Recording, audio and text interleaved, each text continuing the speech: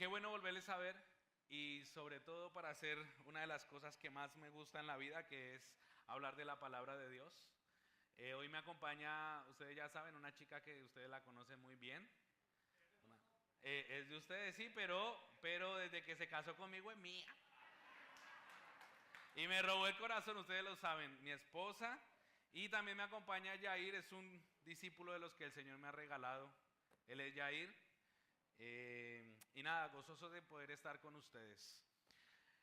El mensaje que traigo para ustedes esta mañana y que el Señor colocó en mi corazón, le puse como título el plan perfecto. El plan perfecto.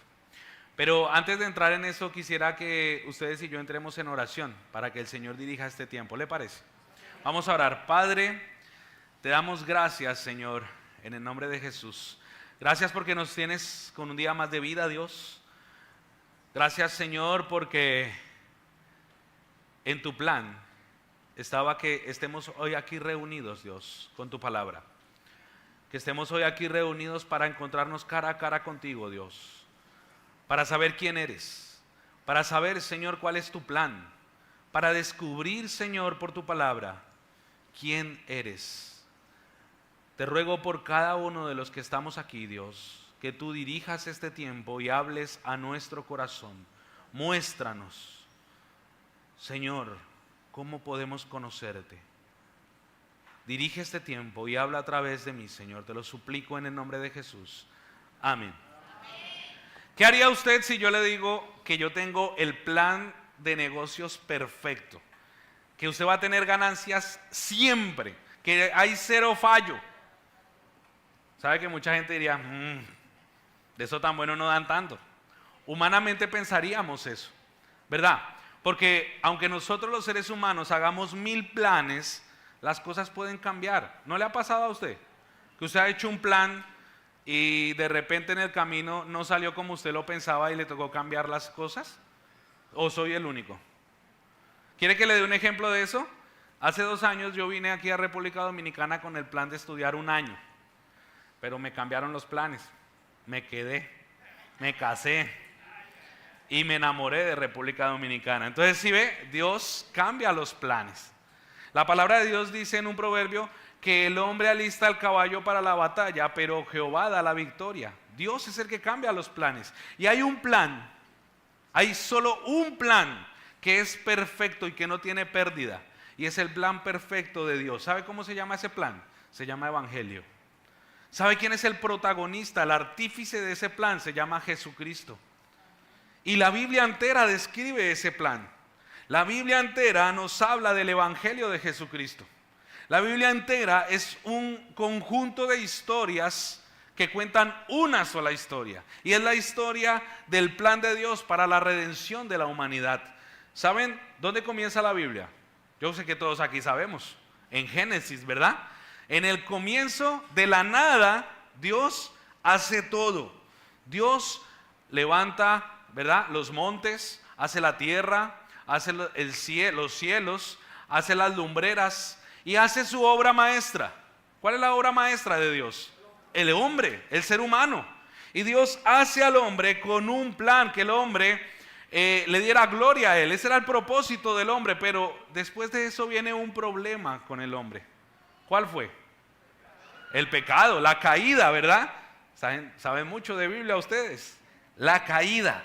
El hombre decide pecar y por el pecado, dice la Biblia, entró la muerte en el ser humano. Pero la cosa no terminó ahí. Si nos vamos a Romanos capítulo 1, versículo 18 en adelante, vamos a ver cómo el pecado escaló en la humanidad. Fue como una bola de nieve que fue creciendo y fue creciendo y fue creciendo hasta el punto que el hombre quiso no solamente ser igual a Dios, sino quitar a Dios del medio y colocarse él en el trono. Y eso fue lo que nos describe Romanos capítulo 1. Si usted tiene tiempo en su casa lo puede investigar. Dios, dice la palabra, lo entregó a sus deseos. Lo entregó. Y es la causa de lo que ustedes y yo vemos en el mundo hoy en día. Es la causa del mundo retorcido que vemos hoy en día. ¿Saben? Después de la caída, Dios elige a un hombre, Génesis capítulo 12. su nombre Abraham.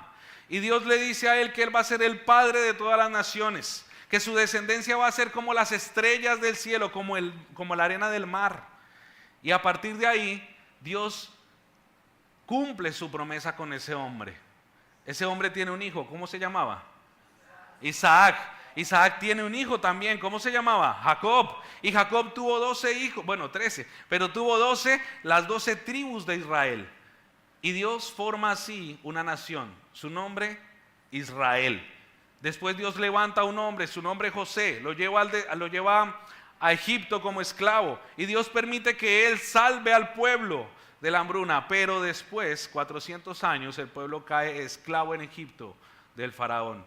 Yo sé que todos sabemos esas historias. Y Dios de toda esa gente va a levantar un hombre otra vez. Su nombre, Moisés.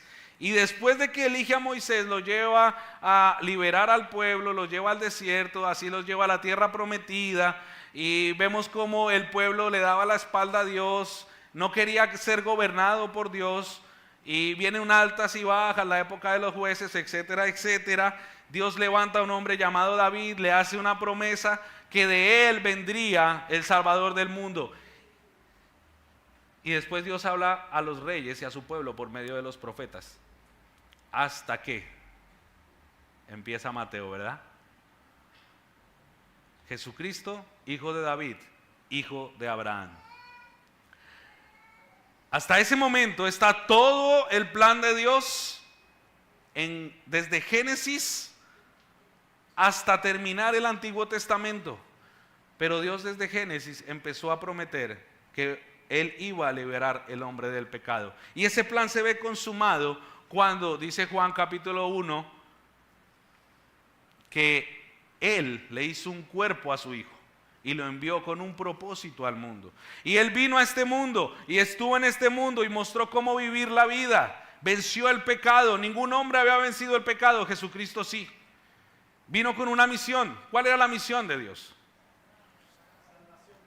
¿Cuál era el propósito? La salvación del mundo. Él tenía que morir en una cruz, resucitar al tercer día y por Él, todos los que creen en Él tienen vida eterna. Y a partir de ahí Él funda su iglesia, la misma que un día va a estar con Él en la eternidad. ¿Saben qué pasó, mis hermanos? Acabamos de hacer un repaso de toda la Biblia. Toda la Biblia habla del Evangelio de Jesús. Toda la Biblia habla del Evangelio de Jesús. Ese plan perfecto que Dios diseñó para que el hombre se encuentre cara a cara con ese plan. Hubo un hombre que tuvo el privilegio, la bendición de encontrarse cara a cara con ese plan. Su nombre, Nicodemo. Y quiero que por favor todos vayamos a Juan capítulo 3, versículos 13 al 21. Juan capítulo 3, versículos 13 al 21. Vamos a leer. Versículo 13. Nadie subió al cielo, sino el que descendió del cielo, el Hijo del Hombre, que está en el cielo. Y como Moisés levantó la serpiente en el desierto, así es necesario que el Hijo del Hombre sea levantado, para que todo aquel que en él cree no se pierda, mas tenga vida eterna. Porque de tal manera amó Dios al mundo, que ha dado a su Hijo unigénito, para que todo aquel que en Él cree no se pierda, mas tenga vida eterna. Porque no envió Dios a su Hijo al mundo para condenar al mundo, sino para que el mundo sea salvo por Él. El que en Él cree no es condenado, pero el que no cree ya ha sido condenado, porque no ha creído en el nombre del unigénito Hijo de Dios. Y esta es la condenación, que la luz vino al mundo y los hombres amaron más las tinieblas que la luz, porque sus obras eran malas. Porque todo aquel que hace lo malo aborrece la luz y no viene a la luz, para que sus obras no sean reprendidas. Mas el que practica la verdad viene a la luz, para que sea manifiesto que sus obras son hechas en Dios. El contexto de este pasaje: había un hombre, su nombre Nicodemo. ¿Quién era Nicodemo? Nicodemo era un principal de los judíos. No solamente eso, era un miembro del Sanedrín. ¿Qué era el Sanedrín? El Sanedrín era la máxima autoridad judía. Estaba compuesto por muchos líderes, 71 miembros, líderes entre los cuales estaban los fariseos, los saduceos, los escribas. Había gente ahí que conocía la palabra. ¿Y cuál era su función? Su función era determinar todos los aspectos judiciales en cuanto a la ley de Moisés. Ellos eran, como dirían acá en Dominicana, los mayimbes del asunto. Ellos eran los que mandaban. Pero había una situación. Desde que el Imperio Romano había tomado Judea, el Imperio Romano era el que gobernaba militarmente. Ellos perdieron cierto poder. Pero aún así, los miembros del Sanedrín tenían mucho poder en el pueblo. Nicodemo era uno de esos hombres. Y no solamente eso, era uno de los principales. ¿Y qué estaba pasando? Jesucristo estaba haciendo muchas señales. Jesucristo estaba haciendo milagros. Jesucristo estaba sanando personas. Pero también hacía declaraciones que iba en contra de lo que ellos creían. Jesucristo les dice a ellos: mi padre hasta ahora trabajo. Yo también trabajo. Él les estaba diciendo eso en el Sabbat, en un día en que los judíos no podían hacer nada, y Jesucristo sanó a alguien. Entonces, cuando Jesucristo afirmaba eso, todos los religiosos empezaron, como decimos en Colombia, a ponerlo entre ceja y ceja, porque decían: ¿quién es este? ¿Quién se cree? Se está igualando a Dios. Eso es una herejía tremenda. Y entonces había mucha conmoción en el ambiente, y en medio de esa conmoción, dice el texto, en el versículo 1, que Nicodemo fue a Jesús de noche. Vean, lo vamos a leer, versículo 1. Había un hombre de los fariseos que se llamaba Nicodemo, un principal entre los judíos. Este vino a Jesús de noche y le dijo: Rabí, sabemos que has venido de Dios como maestro, porque nadie puede hacer estas señales que tú haces si no está Dios con él. Nicodemo fue a Jesús siendo un principal de los fariseos. Y qué interesante que el texto resalta que él fue de noche. ¿Saben por qué? Porque no quería ser identificado con Cristo. Y él le va a decir algo muy interesante. Le dice rabí. El término rabí quiere decir maestro. Dice: maestro, sabemos que tú vienes de Dios, porque nadie puede hacer lo que tú haces si Dios no está con él. ¿Qué era lo que estaba haciendo Dios? Milagros tremendos. Y Nicodemo entendía que Jesús venía de Dios. Él lo entendía perfectamente, porque nadie podía sanar como él lo hacía. Y saben que hay algo interesante, lo que Jesús le empieza a responder. Jesús le empieza a responder con verdades que revelan el plan de Dios. Yo denominé el estudio el plan perfecto. ¿Y saben qué estaba pasando? Frente a los ojos de Nicodemo estaba siendo expuesto el plan perfecto de Dios para que el hombre sea salvo. Y él le dice: es necesario que el hombre nazca de nuevo. Y va a hacer unas declaraciones de cosas que no habían pasado hasta el momento. Jesús le va a decir, vamos a ir al versículo 13. Nadie subió al cielo sino el que descendió del cielo, el Hijo del Hombre que está en el cielo. Y quiero que hagamos un alto en el camino para entender la expresión Hijo del Hombre. ¿Saben por qué los judíos no creían que Jesús era el Mesías? ¿Saben por qué? Vamos a ir un momento a Daniel 7:13. Dice la palabra: seguí mirando en las visiones nocturnas y en las nubes del cielo. Venía uno como un hijo del hombre, que se dirigió al anciano de días y fue presentado ante él. Y le fue dado dominio, gloria y reino, para que todos los pueblos, naciones y lenguas le sirvieran. Su dominio es un dominio eterno que nunca pasará, y su reino uno que no será destruido. Ronald, al comienzo de la reunión, citaba Isaías 53. Habían dos profecías. Isaías 53, donde describía la dolorosa muerte, ¿verdad? Experimentado en quebranto, varón de dolores. Y estaba Daniel, donde decía que él iba a venir y que se le iba a dar gloria y que iba a reinar en todos los pueblos y las naciones y que las naciones le iban a servir. ¿Saben qué pasó? Que el pueblo judío se quedó con la profecía de Daniel.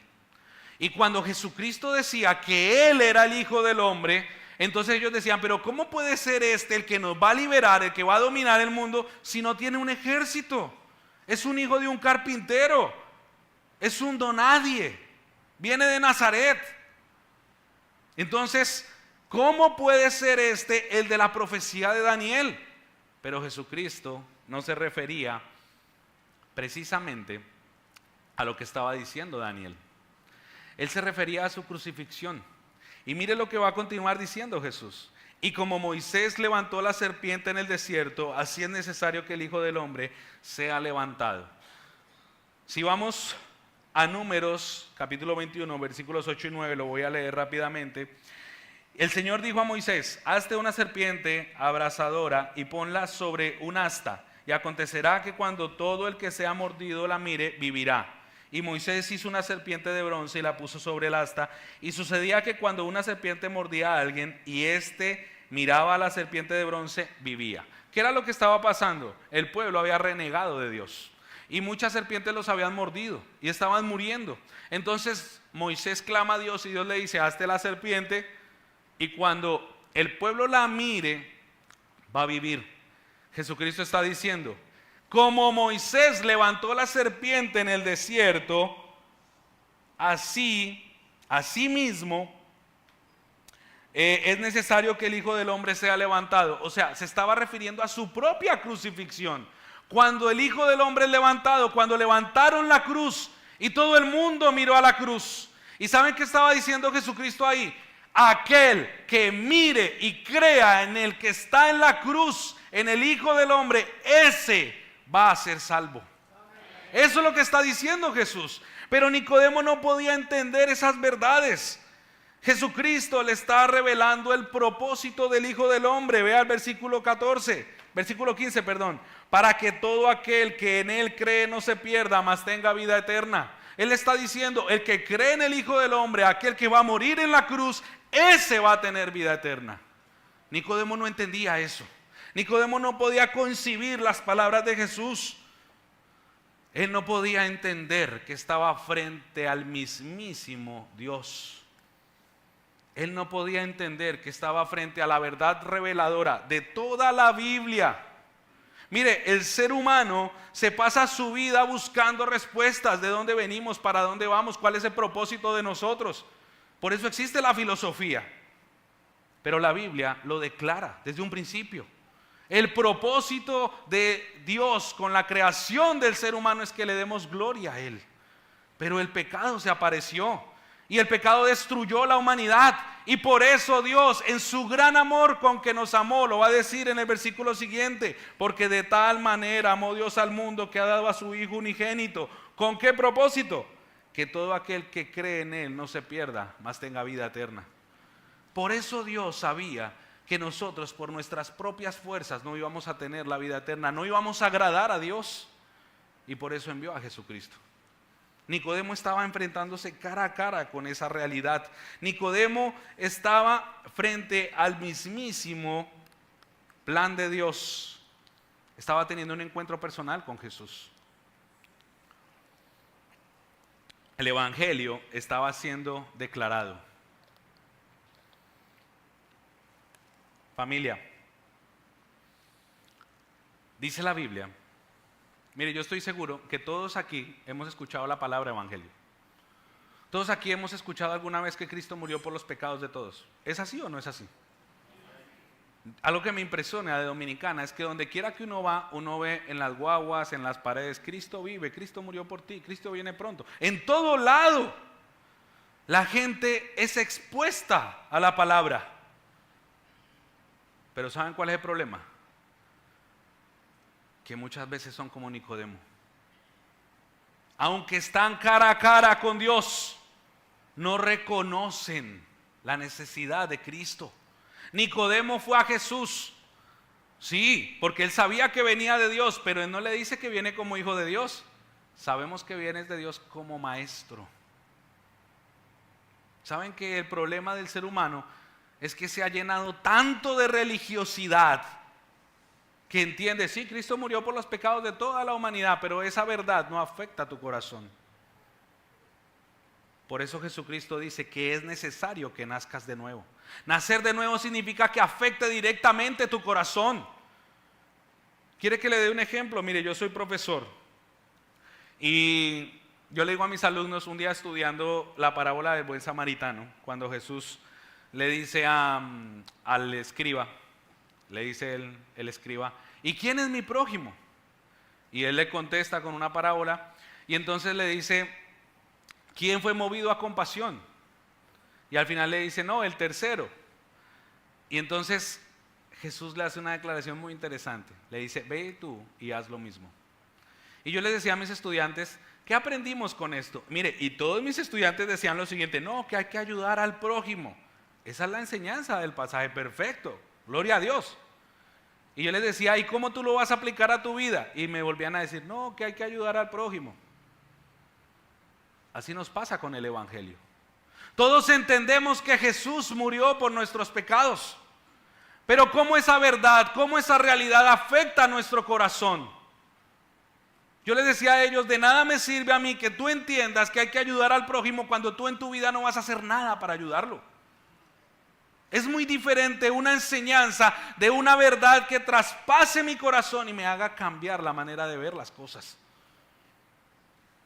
Nicodemo entendía muchas cosas de la ley, era una persona que entendía la palabra, era una persona que entendía muchas realidades de Dios, mas sin embargo, cuando fue expuesto a la verdad reveladora de Jesucristo, no entendió nada, no afectó su corazón. ¿Saben, familia? Permítame exponerle brevemente lo que es el Evangelio de Jesucristo. La palabra de Dios dice en Romanos 3:23 que todos somos pecadores. Y le voy a poner un ejemplo. Miren, cuando nosotros somos pequeños, a nosotros nos enseñan a cepillarnos los dientes, a atarnos las agujetas de los zapatos, ¿verdad? Pero dígame quién nos enseña a decir mentiras. Dígame quién nos enseña a ser egoístas. No hay nada más egoísta que un niño. Un niño, ese es mío, ¿verdad? Porque el pecado que mora en nosotros, que heredamos desde Adán, desde la caída del hombre, hace que seamos de esa manera. Nacemos pecadores, es la realidad. Romanos 3:23. Por cuanto todos pecaron, están destituidos de la gloria de Dios. Todos somos pecadores. No hay justo ni aun uno. Yo estoy seguro que donde pudiéramos proyectar los pensamientos de todos acá en la pantalla, a más de uno de nosotros nos daría vergüenza. Y que en el fondo de nuestro corazón todos nosotros hemos hecho lo malo delante de Dios. Eso dice la palabra.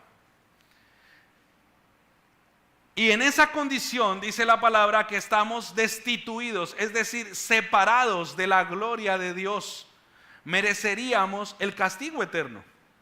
Eso es lo que dice la Biblia. Y según la Biblia solamente hay dos lugares a los cuales el ser humano puede enfrentar su eternidad. Uno, el cielo en la presencia de Dios para la eternidad. O dos, el infierno lejos de Él, también para la eternidad. No hay lugar intermedio. No hay lugar intermedio. ¿Saben? No, el ser humano muchas veces entiende que la muerte significa aniquilación, que se acabó la cosa ahí. Y no es así. La muerte significa separación. Separación de nuestra alma con nuestro cuerpo. Y el alma va a tener que enfrentar un juicio de la manera que está establecido para los hombres, que mueran una vez y después el juicio. Y en ese juicio vamos a saber si somos culpables o inocentes. ¿Y saben de qué vamos a hacer saber si somos culpables o inocentes? Si hemos creído en el nombre del unigénito Hijo de Dios, de Jesucristo. Solamente hay dos lugares. El hombre piensa que por sus propios méritos puede alcanzar la vida eterna. Miren, yo he recorrido mucho este país y muchos lugares, y siempre me encuentro con la misma respuesta. Si tú murieras hoy, ¿a dónde irías? Y la gente dice, no, yo al cielo. ¿Y por qué? No, porque yo no hago cosas tan malas. Esa es la respuesta que me dan. Sí, pero ¿por qué? No, porque sí, yo peco, pero yo no peco tanto. O mis pecados no son tantos como los de aquel. ¿Saben qué dice la Biblia? Para Dios, pecado es pecado. Nada de mentiritas blancas. La mentira es mentira y el pecado es pecado. Las cosas hay que llamarlas por su nombre. La Biblia dice que todos hemos pecado. Y entonces, ¿qué puedo hacer yo para ganar la salvación? Nada. ¿Saben por qué? Porque Cristo lo hizo todo en la cruz. La Biblia dice en Efesios 2, 8 y 9 que somos salvos por gracia, por medio de la fe. Y esto no de vosotros, pues es don de Dios, no por obras, para que nadie se gloríe. ¿Qué quiere decir ese versículo? Que el motivo, lo que Dios estableció para salvar la vida del hombre es su gracia, la que viene de Él. La gracia de Dios. Y Él estableció un medio. ¿Cuál fue el medio que Dios estableció? La fe. ¿La fe en quién? Bueno, Juan 3:16 nos lo va a decir. Para que todo aquel que en Él cree no se pierda, mas tenga vida eterna. La fe en Jesucristo. El medio que Dios estableció para la salvación fue la fe en Jesucristo. Y Él lo va a decir, y esto no de vosotros. Mi hermano, ¿sí ve? No hay nada, mi amigo, que ustedes y yo podamos hacer para ganar la salvación. Nada. Porque Él lo va a decir más adelante. Pablo va a escribir, no por obras, para que nadie se gloríe. ¿Qué quiere decir eso? Nadie puede llegar al cielo y decir, que yo le di de comer a los pobres muchas veces. Yo fui a la iglesia todos los domingos. Nadie puede llegar así. Nadie. Miren, hay una ilustración que escuché alguna vez y se trataba de un hombre que llegó al cielo y en la puerta del cielo le preguntan, bueno, ¿y usted por qué cree que puede entrar acá? Y él dice, no, porque yo todos los domingos iba a la iglesia. Y entonces había un contador arriba, esto es una ilustración, que decía 1000 puntos, supuestamente tenía que alcanzar 1000 puntos para la salvación. Y entonces el hombre decía, no, que yo todos los domingos fui a la iglesia. Muy bien, perfecto. Le dieron 3 puntos por eso. Es un ejemplo. Dijo, 3 puntos, no, me falta mucho. No, pero mire, yo ayudé a los pobres. Muy bien, le dieron 1 punto. No, pero mire, yo no decía malas palabras, le dieron otro punto. Cuando el hombre dijo, no, pero yo ya dije todo lo bueno que yo hice y no voy a poder entrar. Apenas llevaba 7 puntos. Y llegó otro hombre y le preguntaron lo mismo y dijo, porque yo creí y recibí a Cristo en mi corazón como mi Salvador. 1000 puntos de una y entró. Mi hermano, no hay nada que usted y yo podamos hacer, no es por obras. El concepto que nosotros tenemos como seres humanos y por lo que vemos a nuestro alrededor es que Dios es una religión.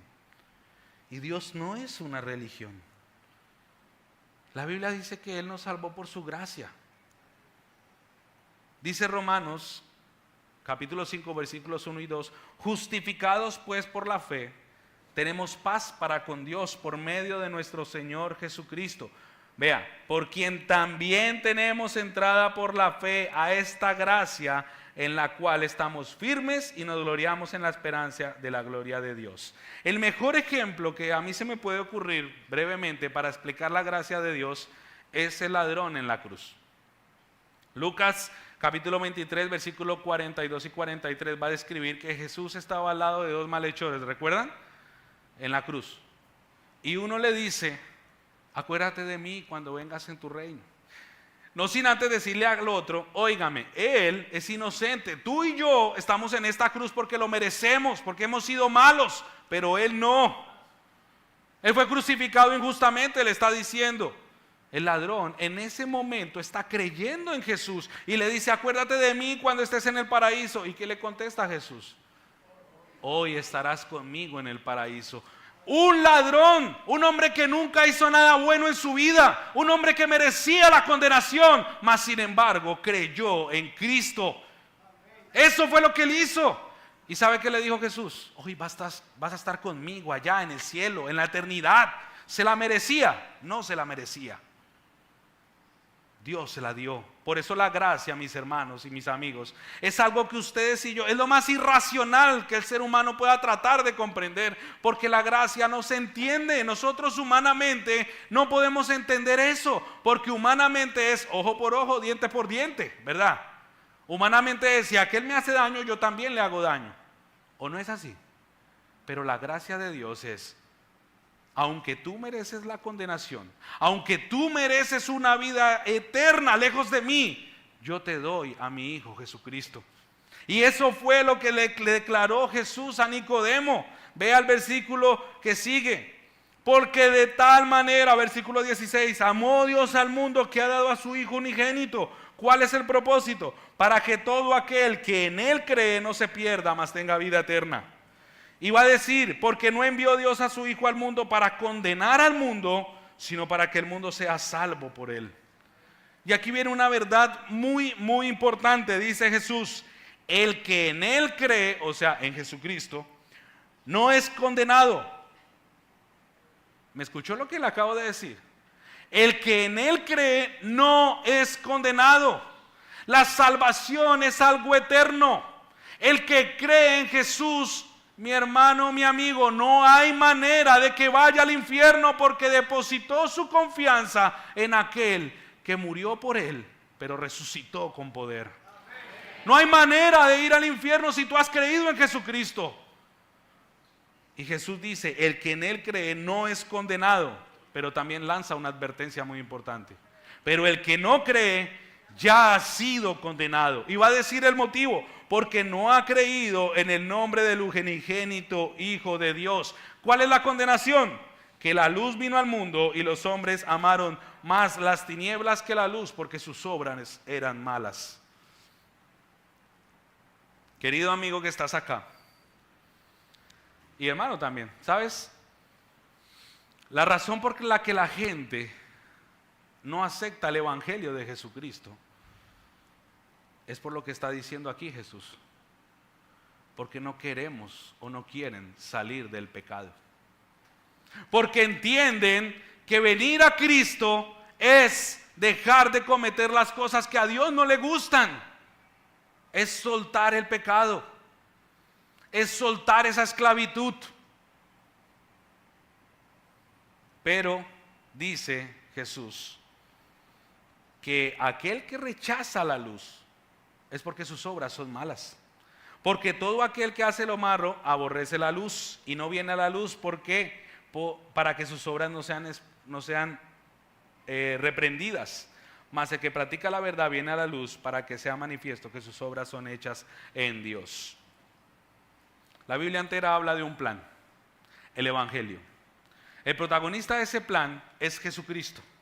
Jesucristo tuvo un encuentro con un hombre, Nicodemo, y de la misma manera tú estás aquí teniendo un encuentro personal con Jesús y con su palabra.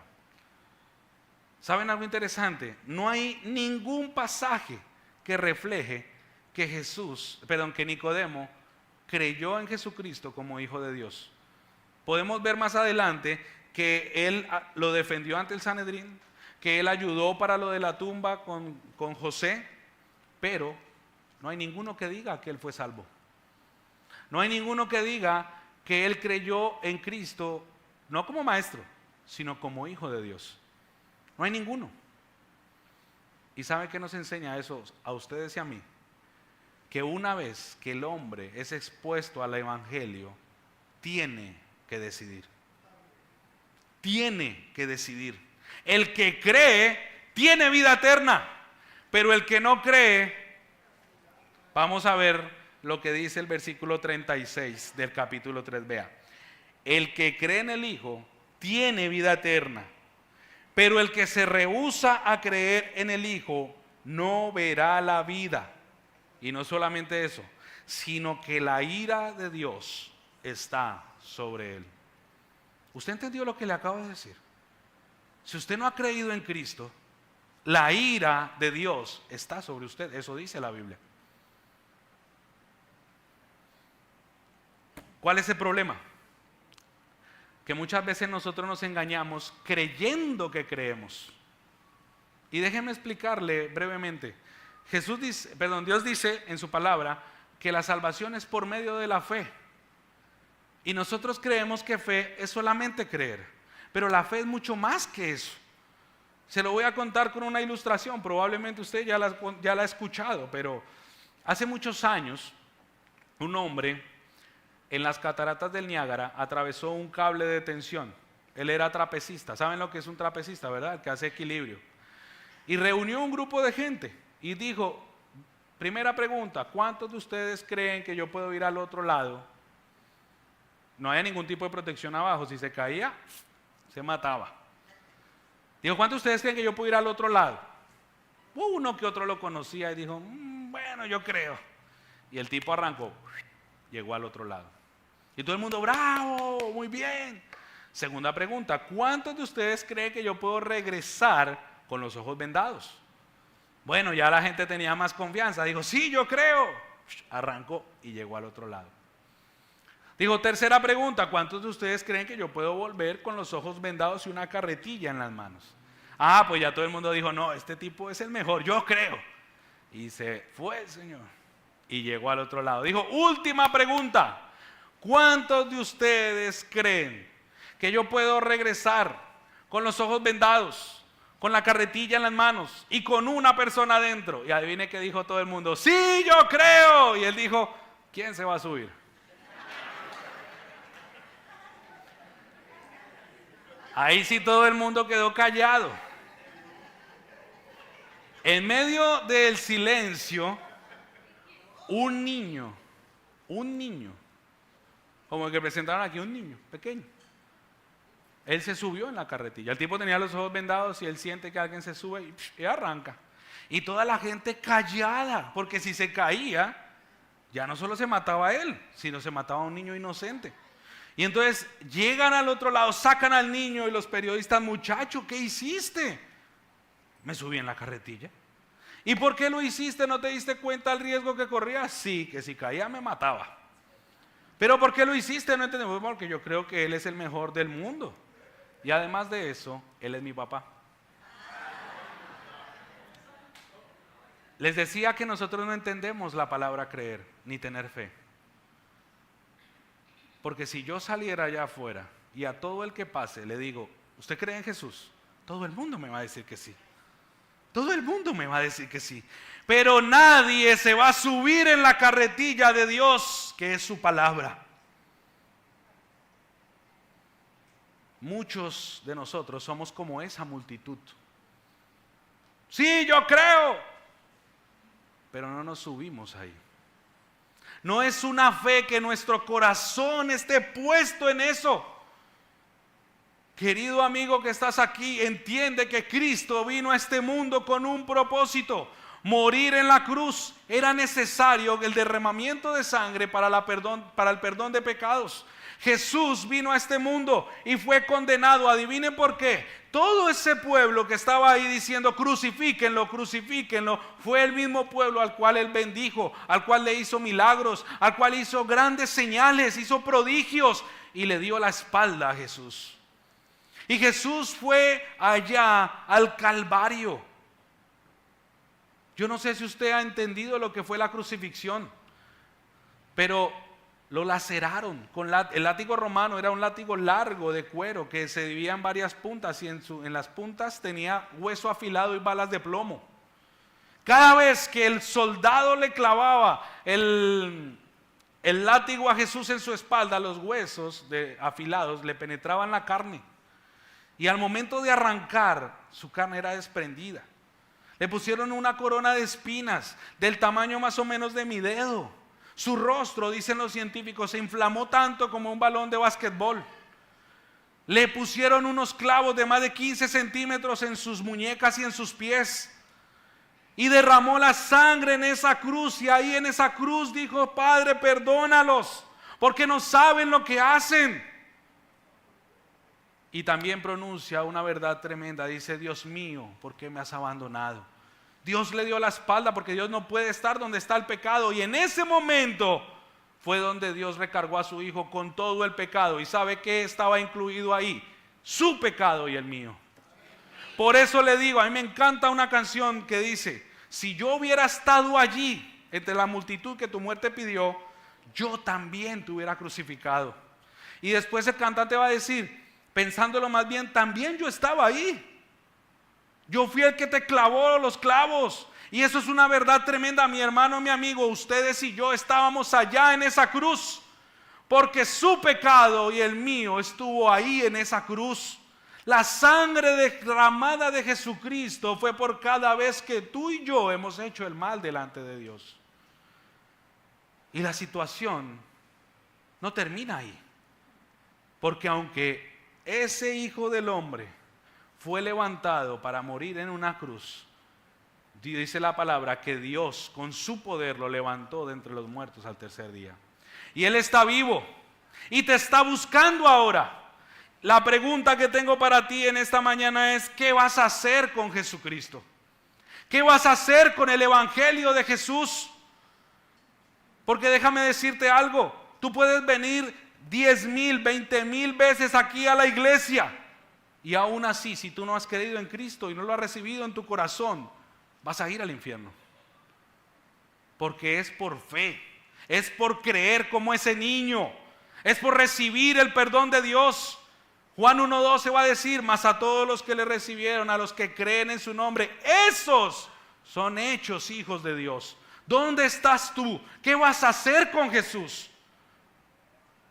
La palabra dice que el que cree tiene vida eterna, pero el que no cree, la ira de Dios está sobre él.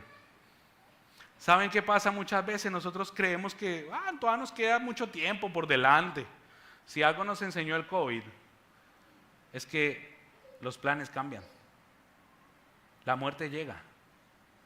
¿Saben cuánto es el tiempo que el ser humano puede proyectarse hacia un futuro?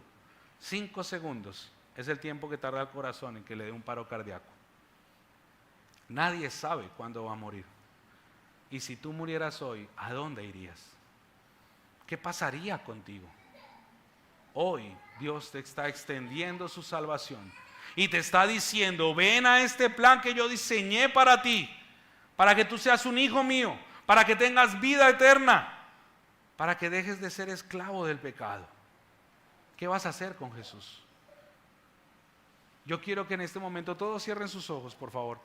Vamos a orar a Dios, y si hay alguien aquí que entiende, que necesita recibir a Cristo en su corazón y cree que Cristo murió por sus pecados, que Dios lo levantó al tercer día y que está vivo, quiere recibirle en su corazón. Todos con los ojos cerrados, nadie está viendo a nadie, por favor. Si tú entiendes esa verdad, levanta tu mano, por favor. Quisiera orar por ti. ¿Hay alguien aquí en esta mañana? Gloria a Dios.